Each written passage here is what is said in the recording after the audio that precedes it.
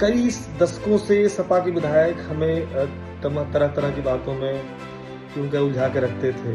आप आज समाजवादी पार्टी के विधायक हमारे क्षेत्र में हैं, उनके पीछे दलाल लगे हुए हैं। आप उनसे बात नहीं कर सकते हैं, आप उनसे मिल नहीं सकते हैं जब तक दलाल नहीं मिलेंगे आपको।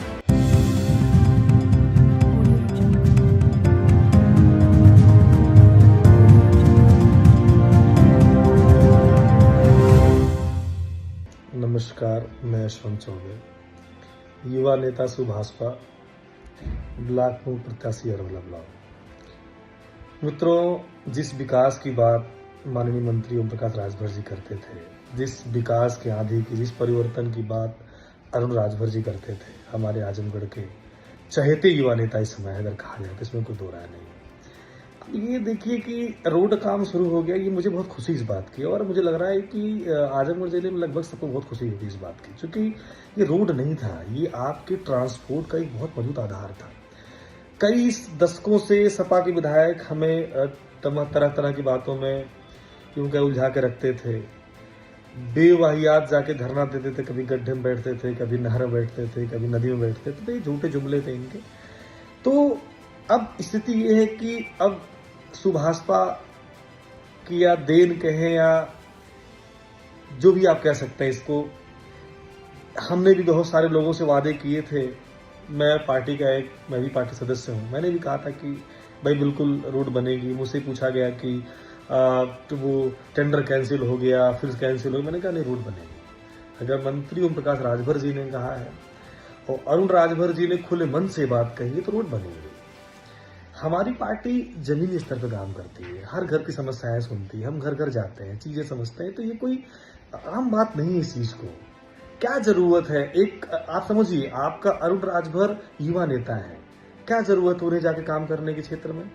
मंत्री के लड़के हैं, आराम कर सकते कि नहीं?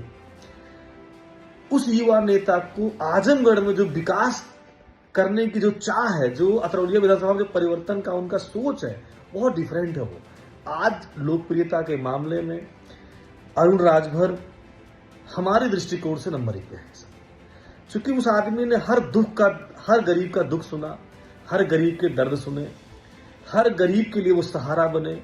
उन्हें कोई भी आदमी कभी भी फोन कर सकता है। एक ऐसा नेता हमारे बीच है जिसे हम 24 आवर्स कभी भी कॉल करके बात कर सकते हैं, अपनी समस्या हम व्हाट्सएप पे भेज सकते हैं।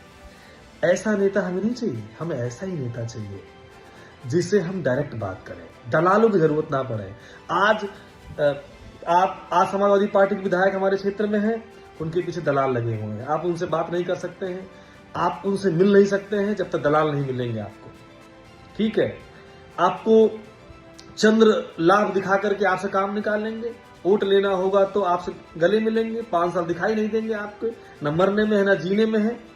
हमारी सुभाषपा पार्टी हर समस्या में गरीब के साथ है। आज इतना बड़ा काम हुआ है, कप्तानगंज अरवला मार्ग, ये समझिए कि अरवला से कप्तानगंज जाने वाला कम से कम, मैं जो समझ पा रहा हूं, 50 से 100 ऑटो है जो चलता था, जो अब नहीं चलता था, फिलहाल बंद हो गया, चूंकि ट्रांसपोर्ट खराब हो गया। कई दशकों से रोडें खराब हैं, सिर्फ जुमलेबाजी, सिर्फ झूठ।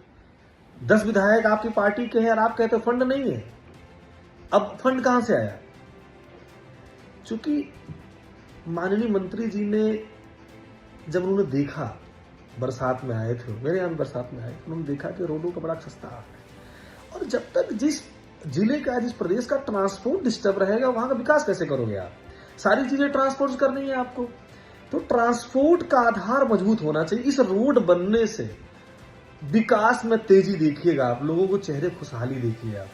मेरे बहुत सारे लोग मुझे फोन किए, मेरी बातें हुई, बहुत खुश थे लोग, ऐसे लग रहा है कि मानो उन्हें नया जीवन मिल गया हो, क्योंकि बहुत पुराना मामला था ये विपक्ष के लिए राजनीतिक मुद्दा था, करना वो भी नहीं चाहते थे, कोई भी रोड बनने के फेवर में नहीं था, लेकिन विपक्ष के लिए मुद्दा था जो आज समाप्त हो गया।